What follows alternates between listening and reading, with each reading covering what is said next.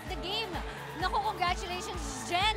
8 attacks, 2 blocks, 1 ace. Kanina nag-uusap tayo bago magsimula ang laban na ikwento mo sa akin na talagang gusto mo pumawi sa kupunan mo tsaka kay Coach Francis after your off night. Ngayon, bawing-bawi, 3-set win. Ano ang pakiramdam?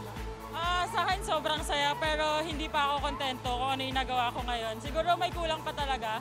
Kung ano yung pinaktis namin kahapon parang hindi namin nalabas. Kasi gusto talaga namin is parang hindi naman sa nagmamayabang is tambakan yung Cherry Loom. Pero satisfied naman, okay naman siya.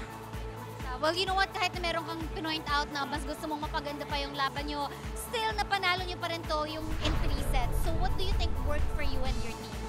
Siguro yung kanina is parang nag-rattle kami sa loob. Pero solusyon na naman siya kasi parang nilumamang yung kalaban nung second set. Pero sa amin kasi parang ano na din yung challenge.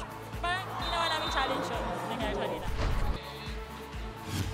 Maraming salamat, Selena. Very inspired ang iyong trabaho sa araw na ito. No? Jen Casugod, finally with a smile on her face dahil pasok tsaka maganda laro niya.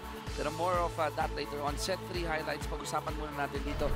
Denise, in spite of Cherry Loom losing set number 2 that they almost won, hindi sila bumigay sa early goings ng set 3.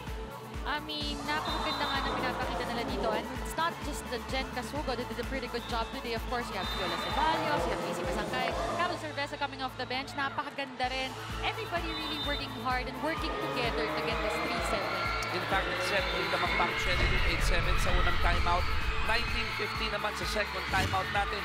Pero pag-usapan natin ang stats ng set number 0. Match summary na po ito.